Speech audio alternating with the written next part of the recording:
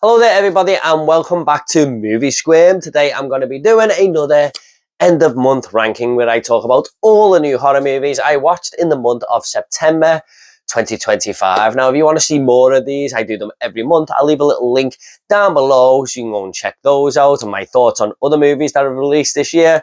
Also I'll leave my 2025 horror movie reviews down below as well. So we've got 7 movies to talk about this month. I couldn't catch everything, but if there's anything I missed, please do let me know. And sometimes these release dates will differ to other countries. I am in the UK. So let's just get into it now. In last place.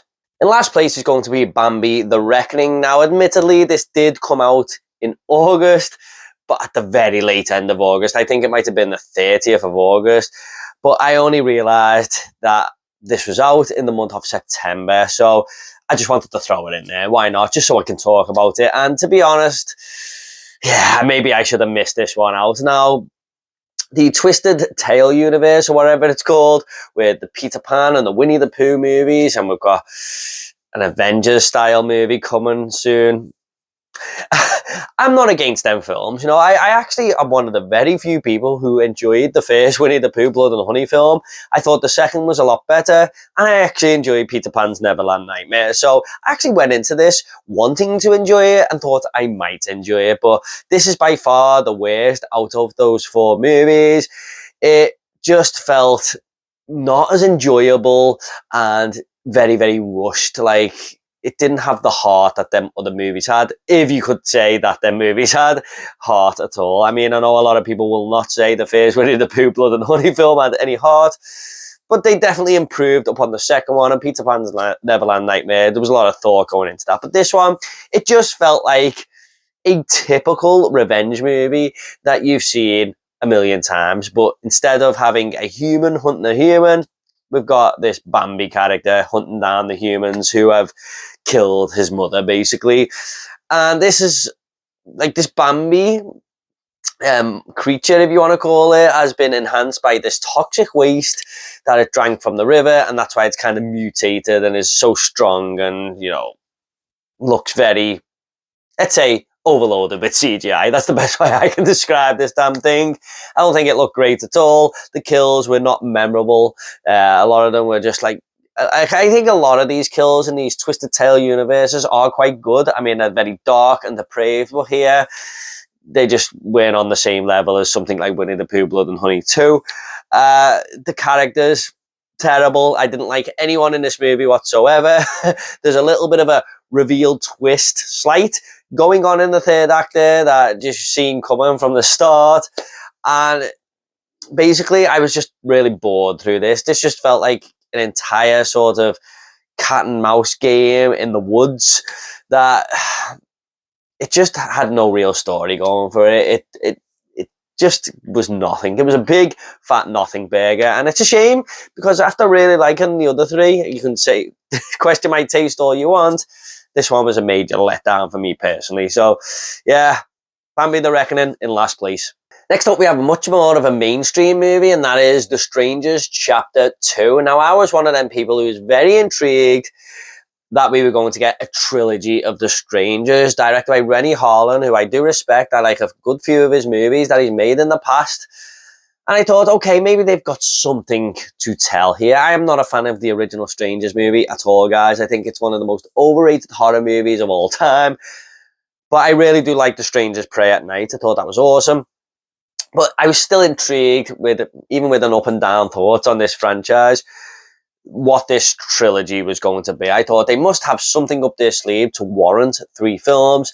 And I was kind of disappointed with Chapter 1 because it was just a rehash of the original movie, even though I do prefer Chapter 1 over that original film. Again, I know I'm in the minority there, but I just like the characters a little bit better. They were nicer to be around instead of Liv Tyler and Scott Speedman's characters in that original movie who were just bickering back and forth. And I thought, okay, maybe they're just getting that rehash sort of remake out the way to tell the real story in parts 2 and 3. A necessary evil, if you like. But no, this movie offers even less than Chapter 1 did. This is just one big, long chase scene for 90 minutes with a little bit of backstory thrown to Pin-Up Girl, I think her name is, one of the antagonists, one of the strangers. There's a little bit of backstory thrown in about her, for about 5 minutes of screen time there, and the rest is just Madeleine Petsch trying to get away from the strangers who are trying to kill her off after learning that she survived the events of the first film. And some of it takes place in a hospital at the start of the movie. Then we go into the woods and a few little houses here and there. And that's it. This has brought nothing new to this series of films. It doesn't warrant having a trilogy. Even if the third movie turns out to be absolutely amazing, which I highly doubt, this is just going to still be a letdown because the first two movies have just done really nothing for the Strangers franchise at all. The kills in this film are a real letdown. There's nothing here. Like, if you want to redeem your slasher movie, if I'm hating it, at least you can sort of get off with the kills if they're any good. But no, there's no creativity here. They're kills you've seen a million times over. The horror tropes left, right, and center. You know, people hurting their leg and can't hardly run, the car not starting, the phone signal not working, all that jazz. All the side characters here are just weird, and in this Madeleine Petsch's face all the time, just speaking to her so weirdly, like, oh, you're the one everyone's talking about. And it's like, why are these people acting so weird?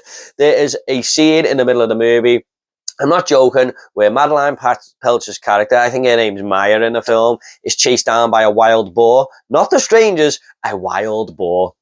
And I just turned to my wife and said, they've run out of ideas here. What the hell is this? So yeah, the only redeeming factor for this movie, guys, really is Madeleine Petsch. I think she is a very good actress. I would like to see her in more things. And I really liked her character in this movie, the way she sort of got a warrior within and takes it to the strangers herself. But overall, a major letdown. I give it a 3 out of 10 on my review, I think. So yeah, I'm not very interested in the third movie. I will go and see it just to see how it pans out. But not something I'm really looking forward to all that much, to be honest.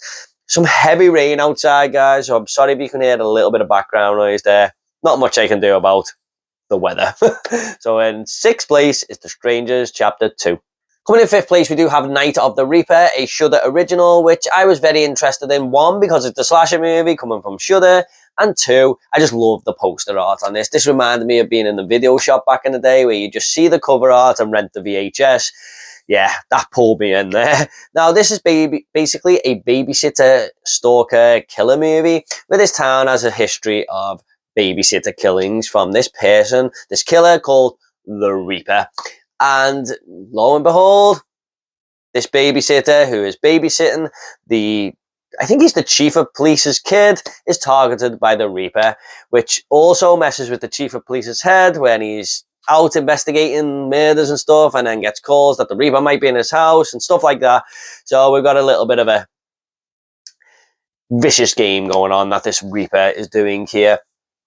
Now, what I didn't like about this movie, it's a bit of an up and down film here, and I will explain, is the first hour of the movie is just this woman, this young girl who's babysitting, walking around the house, hearing noises here and there. You think jump scares are going to happen every 2 minutes. It's just her walking around the hallways in the dark, and that's it. And I was just like, where is this movie going? I mean, come on, there must be more to this.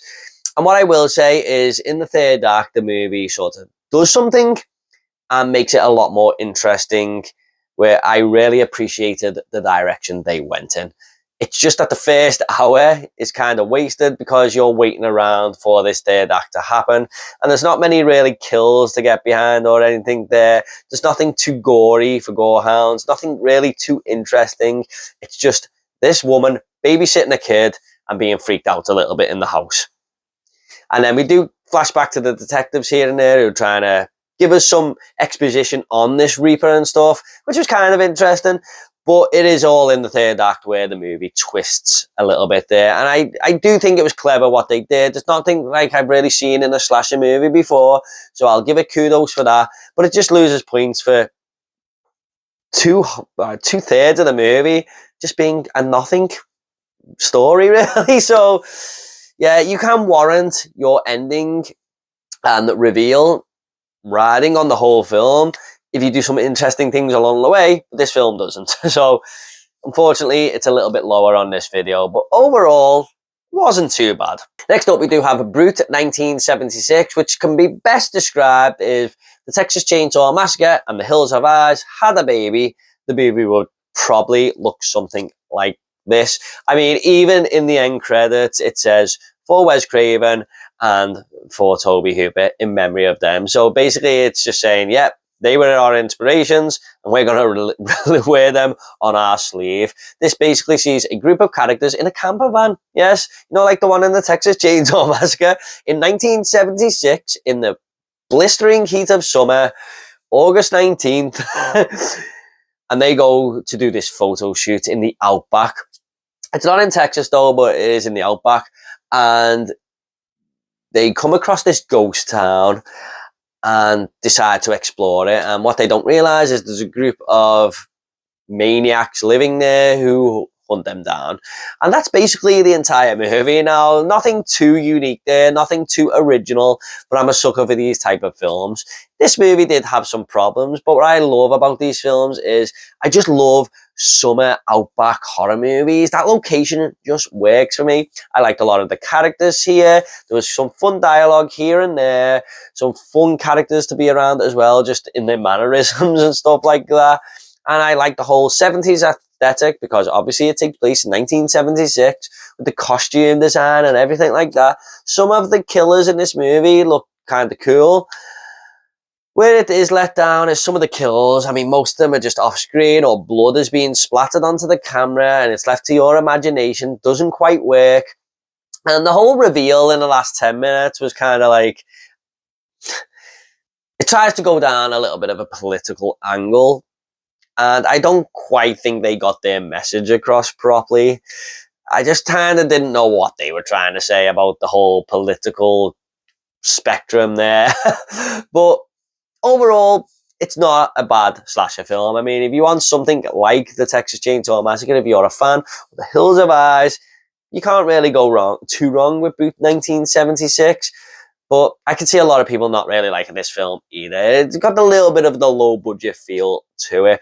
So yeah, be warned there if that's not really your type of thing. But there's not much more to say on this. It's just a typical slasher film, but one that is right up my street. So that is Brute 1976. Next up, we do have The Conjuring Last Rites, and this nearly came second, but the last minute, I changed it around for something else. However, this is a movie that was just fine to me. Now, this is coming on the back of The Conjuring, The Devil Made Me Do It, which for me is the weakest film in the entire Conjuring universe. I absolutely hated that movie. I hated the way Vera Farmiga could just go in, touch a crime scene, and see everything like she was some damn superhero. And I was fearing going into this movie that she was going to be able to do that again, with it being the same director and Michael Chavez. But no, thankfully, that does not happen. So that gets bonus points for that alone. Now, this basically takes place around the Smell haunting in the 80s. I think it's 1986 this film takes place. And it's up to, Vera Farmiga and Patrick Wilson to basically go and help this family out. It really reminded me of The Conjuring 2, really, where this family are just being terrorized in this household. And I like the way it takes different perspectives of each of the characters in the family, where they will have a different confrontation with the demons in the house and different things are happening. But what I really liked about the demon in this house, it all happens when a haunted mirror comes into the house, kind of like that movie Oculus. But when the demon is preying on these victims in the house, it really feels like a dangerous demon here. Like, it's really out to get these characters and hurt them. More like the other movies where they're toying with the characters and stuff. Here, it just kind of goes for it. There's people being hurt and stuff and having near-death experiences. So I really like the sinister angle that they went down straight from the off with the demons in this house, basically. And one of them, who carried sort of an axe, I thought there's potential there for that demon to get its own mascot, kind of like the Nun or Annabelle. So maybe we'll see a spin-off film in future, because this movie has made a lot of money and there are going to be more down the pipeline. You just know there is, because it absolutely made bank at the box office. Now, where the other problem comes in with this movie, like, I like the whole Smile haunting side of the movie there. The other half of the movie takes place with the Warrens' daughter and her new fiance, Tony, I think his name is.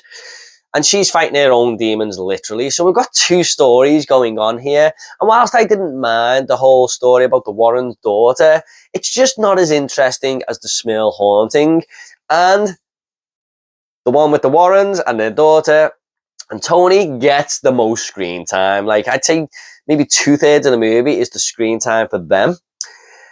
And it really felt like this movie was setting those two up to be the next Warren, so they can continue this franchise on, because it was set in stone that this was going to be the last one for Ed and Lorraine Warren. Now, I might be totally wrong on that, but that's the feeling I got.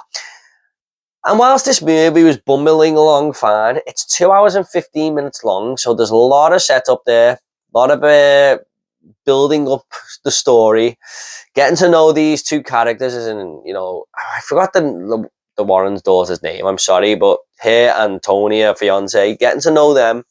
And I did like them characters, so I didn't mind it too much.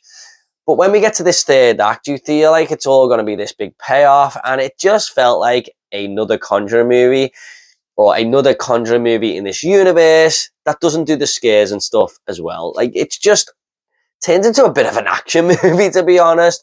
There's just doors being slammed, screaming voices here and there, people being thrown around the room, and I just don't care for that. That does nothing for me at all. So I wish they give the next Conjuring movie to a different director, because Michael Chavez doesn't have the best track record, although this was one of the better ones he's directed out of the four. But I just thought it was fine. It was just a decent movie, nothing more, nothing less. I mean, a lot of people will probably love this more than I did, but I don't know, man. I don't think I was scared once in this movie. So, yeah, it was fine. It's another good time with Ed and Lorraine Warren, but I think I'd just give this like 3 out of 5 on Letterboxd. Nothing too spectacular. So that is The Conjuring: Last Rites. Now, coming in second place is The Man with the Black Umbrella. And the reason I've put this higher than The Conjuring, even though in my ranking of the entire year, they are right next to each other out of nearly 80 movies, I just had to go with this one because it scared me more. And in fact, I thought it was damn terrifying at times. And I am not easily scared with movies. Now, I'd only heard about this film a couple of days ago. It kept popping up on my Instagram, The Man with the Black Umbrella and stuff, and people talking about it. I was like, what the hell is this? Now, I don't know if this was like kickstarted by a few people or something because they liked the idea of the concept or whatever. But this came out like 3 days prior to filming this video.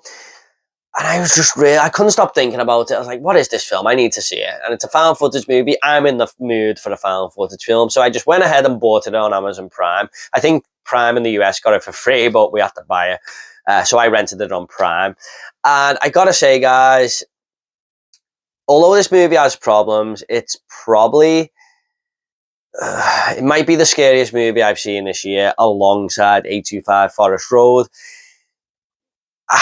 I'm not really scared by movies, but generally, I was unnerved watching this. Like, there was some moments where I was just like, holy shit, I'm in the room on my own here because my wife fell asleep once again, and I was just terrified. Now, this is all about this double murder where we see the footage of this man walking into this house in black with a black umbrella. And we just hear the screams and everything of these people being murdered, and he walks out the house. Now, it is up to the woman who'd been murdered. It's all about her brother trying to find out who this guy is and who killed his sister and her fiance or husband or whatever it is. And he hires a private he works alongside a private detective to uncover the mystery there. And as the movie goes on, we are revealed more and more things about this man with the black umbrella. And I gotta say, guys, each time we kind of come across this guy, I don't want to reveal too much, but there are some scenes involving this man with the black umbrella, and they were so well directed, and there was like 3 or 4 times I jumped out my skin. But even leading up to them jump scares, you are so unnerved, you know something's coming, and you're just like, holy shit, when is it going to happen? It's already scared me once earlier. When's it going to happen again? There's a real dark subject matter within this movie. Now, what I will say is the acting isn't great in this movie. I think the lead was okay. The private detective wasn't the best, and all the other side characters that come into it aren't the best either. So that kind of took me out the whole found footage film, because it felt like people were acting. Whereas in found footage movies, you want it to be as realistic as you can. Also, I had to question how many times this main character was picking up the camera. Now, I know you should try and not to pay attention to that with found footage films, but there are times where generally scary shit is happening and he's got time to pick the camera up. Life and death situations, he's picking the camera up. So that kind of took me out of it a little bit as well. But I gotta say, there's one more other problem with this, a big problem, the sound design. There are times where I was just hiding this film up and down because I could hear people speak and then it was too loud, so I had to turn it down a little bit. I wish they would have kind of got that right.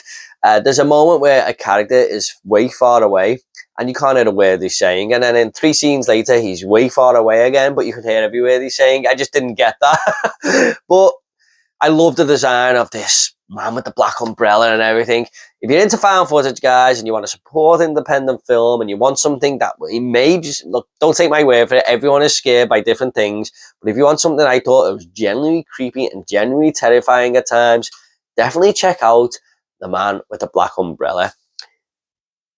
It was a cool little found footage film. So that is The Man with the Black Umbrella in second place. Coming in first place, guys, is going to be The Long Walk. Now, admittedly, I'll put my hand up here.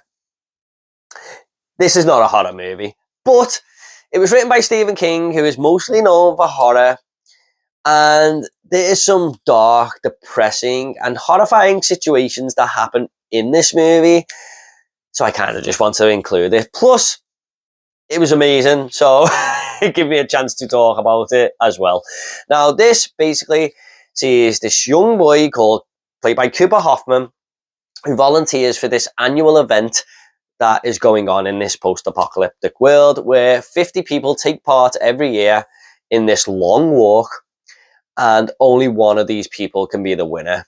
So basically, if you stop, you are given a warning. I think you get 3 warnings, but if you do another mistake after your 3 warnings, you will be shot dead and out of the picture, basically. And what you get at the end of it is basically more money than you can think of and 1 wish. So a lot of people kind of sign up for this every year, hoping that they can win it and go on to have a better life. Now, what I really loved about this movie more than anything is that these bunch of strangers who have never met each other before form this brotherhood and just become really great friends along this journey. The best way I can describe this film is Stand By Me mixed with The Hunger Games, and it is actually directed by a guy who made a lot of the Hunger Games movies. What I mean by that is you got the Stand By Me kind of adventure style thing where friends are bonding, but the Hunger Games style of things where people are taken out and it's a one big game basically. But basically this shows what humanity may have become, because this is an event that gets people around the globe kind of excited, and that shouldn't really be a thing because violence is terrible, but people are just used to the damn thing by now, and you can see it in society really. I mean, today there was a terrorist attack not far from me, where I live in Liverpool. There was a terrorist attack down Manchester ways, and a lot of people were watching this video that had surfaced on a break in work, and people were being shot in it. And yeah, it was just like a normal thing. People were watching it. They weren't really too grossed out by it. And that is just the world today, isn't it? And I think the movie really does play on that and sort of has a social commentary in there of how violence is just becoming the norm, basically. But I really love the performances in this by Cooper Hoffman, David Johnson. They were the real heartbeat of the movie. Absolutely love those two actors, and they just bounce off each other so well.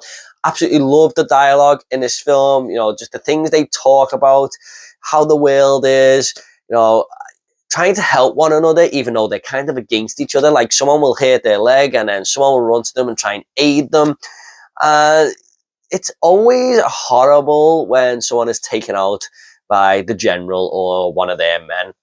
And the general is played by Mark Hamill, who I had no idea that was him.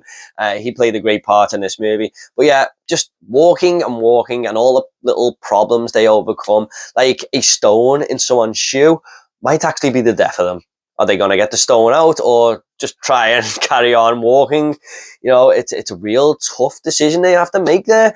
So yeah, it really played on the heartstring. And I've got to say, guys, this is the only time this year where I've really felt my throat choking. You know, like I wanted to cry at times in this third act. It really got to me. So you really just get attached to these characters, and I absolutely loved this film. This was absolutely amazing. One of the best films of the year. I had to put it in at number one. Even though it's not a full-blown horror movie, I had to throw it in there. So at number one is The Long Walk. Okay, guys, I hope you all enjoyed this end of month ranking. What do you think of these movies? What ones did I miss? Please do let me know. October is absolutely stacked. I can think of 7 movies off the top of my head that are going to be in October's video at the end of the month, but I think it's going to be more towards the 12 or 13 barrier because there's so many horror films coming out in the month of October. So, yeah, look out for lots of reviews. You know, I'll be doing lots of videos in October, so look out for all that jazz. Please do leave a comment down below, guys, if you want to talk about these movies, and please like and subscribe if horror is your sort of thing. Thanks so much, guys. You all take care, and I'll see you all in the next video.